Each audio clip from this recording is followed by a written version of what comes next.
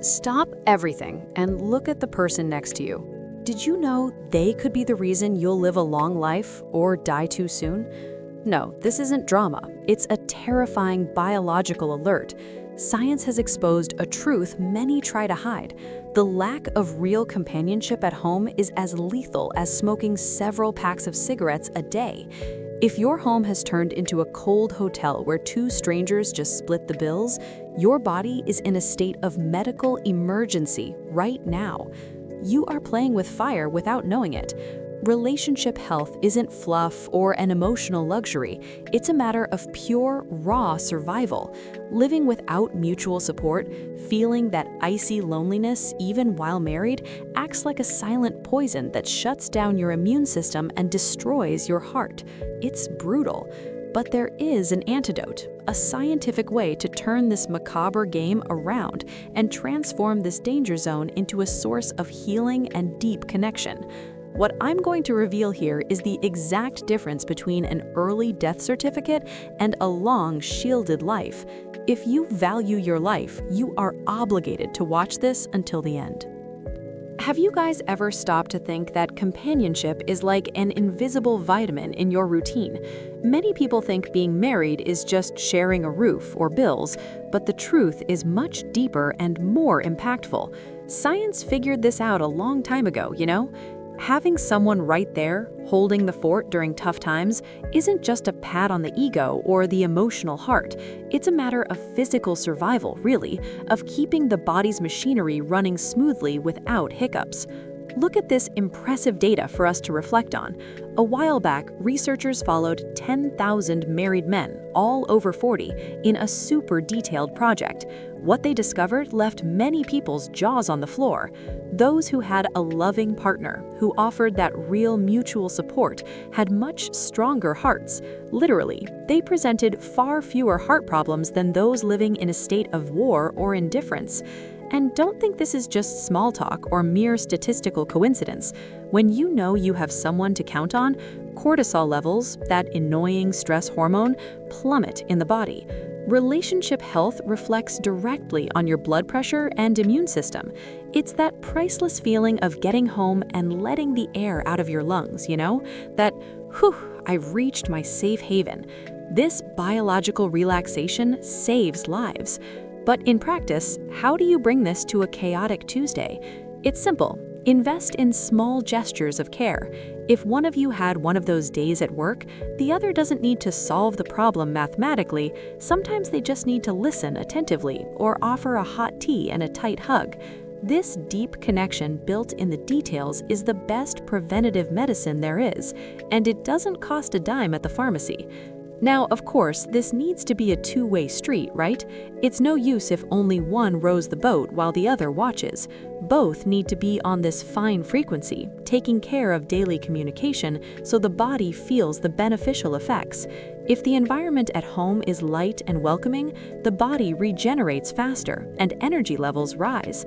You practically become an unbeatable team against the diseases and discouragement the outside world tries to impose. But there's another side to this coin that we need to face head on, and it's where many good people slip up badly. Because if a loving presence heals and restores, the lack of real connection, even sleeping in the same bed, can act like a silent, slow poison. And it is exactly about this invisible danger that haunts distracted couples that we need to talk about now to prevent you from falling into this trap. Is there anything more painful than feeling alone, even with someone sleeping next to you? Loneliness for two is like a silent rust that corrodes relationship health from the inside out. It's totally counterintuitive, but it happens a lot. Bodies present, minds distant. This disconnection goes against everything designed for married life, creating an existential void that often hurts much more than the loneliness of being single. Think about the original design of the union, that ancient wisdom spanning generations. There is an old and powerful principle that says, "It is not good for man to be alone." This isn't just a pretty phrase, it's an operating manual for the human soul. The central idea has always been to create someone to help and complete, not someone to compete with or ignore. Genuine companionship is the essence of this design, made to fill gaps and join forces. If connection heals, as we saw before, isolation sickens the soul and the body.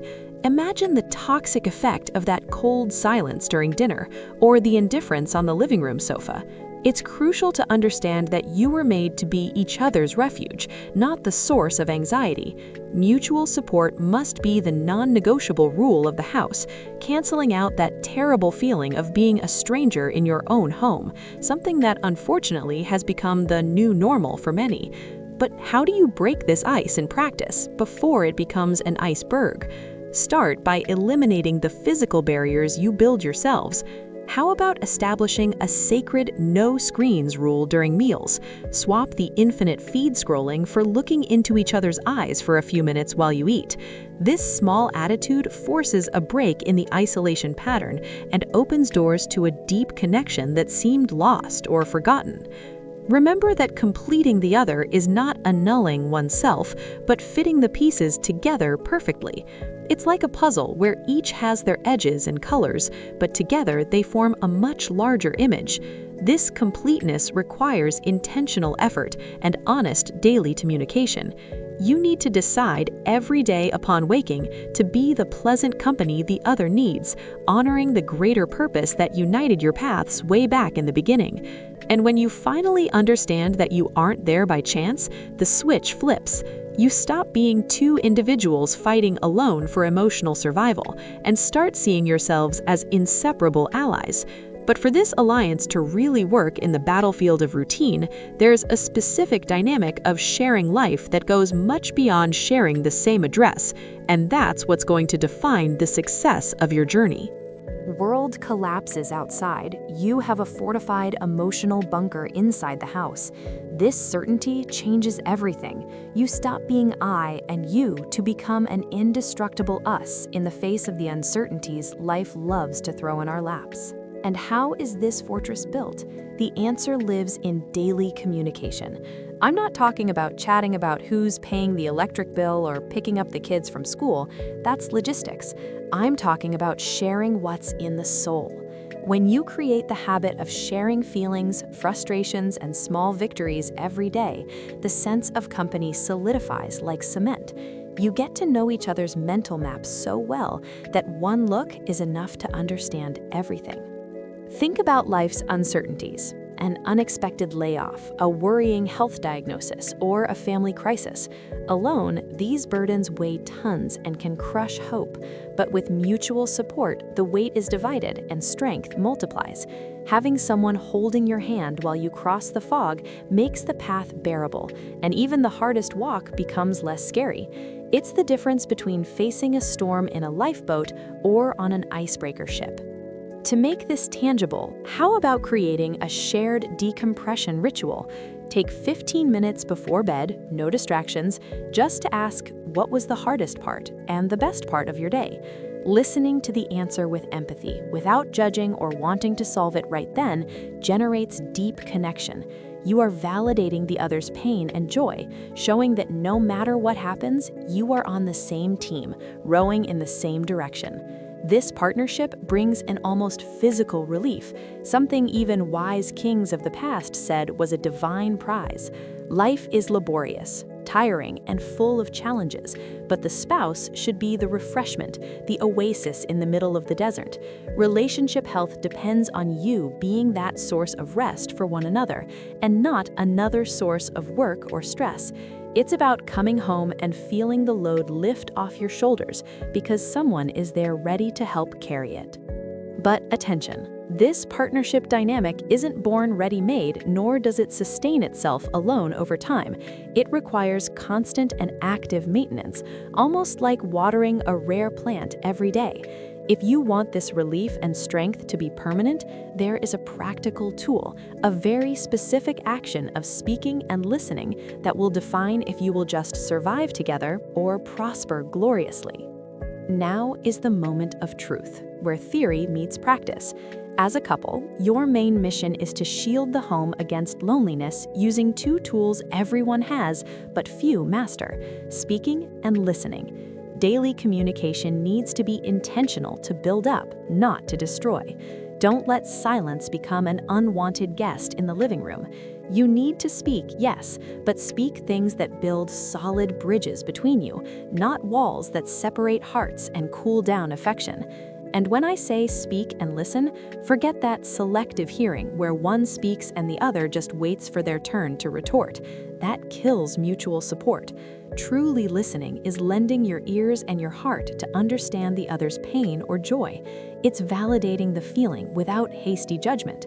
When you listen to your spouse with full attention, looking them in the eye, you are saying without using any words, "You matter a lot to me, and I am here with you in this, through thick and thin." About what comes out of your mouths. Use words as bricks to lift the other up. The world outside already criticizes and beats down enough. Inside the home, the rule must be encouragement and welcoming.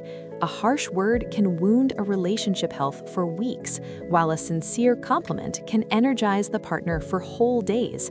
Be each other's biggest fans. Swap acid criticism for a gentle request and watch the atmosphere of the house change from water to wine almost instantly. Want a powerful practice to apply today? Establish the daily compliment moment.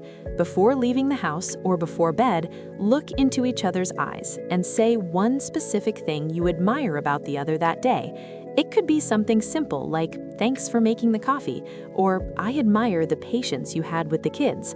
This simple exercise strengthens deep connection and creates a bank of positive memories that protects the couple on the difficult days that will inevitably come. Always remember what is at stake here: your vital health, both physical and emotional. Do not permit, under any circumstances, loneliness to rob your vitality while you share the same roof. Companionship is the real antidote that keeps the heart beating strong and the mind sane. Invest time, energy, and a lot of patience in this daily construction, because the return on this investment is a long, healthy life full of meaning beside the one you love. You have the absolute power to transform the reality of the marriage right now, just by changing how you interact in the next few hours. Loneliness has no place where there is open dialogue and constant affection. Assume this commitment to be present, to be active listeners and loving speakers. After all, life is too short to be lived with coldness, and by applying this, you'll be ready to reap the fruits of a life together that is truly worth it. I know talking about all this is easier than doing it, and it's okay if you feel that changing years-old habits seems like a big challenge right now. Don't demand perfection from yourselves overnight. Marriage is a journey of patience, and the simple fact that you are here, dedicating this time to listen and learn, already proves how valuable this love is. Take a deep breath and start slowly. A small gesture of companionship today is already a great victory for relationship health. But I also understand, with all affection, that sometimes love is big, but routine runs you over. It's hard to keep this emotional connection flowing if in the practical day-to-day, managing the house and tasks feels heavy or disorganized. So you don't feel like you're rowing alone against the tide of routine, I've set aside a video appearing here on the screen. In it, we chat in a very relaxed way about how to align this practical partnership, so the weight of the daily grind doesn't wear down your affection. Click there to watch. It will be a relief to understand this dynamic. And please, subscribe and hit the bell. I really want to continue walking beside you, step by step, in this construction. See you there.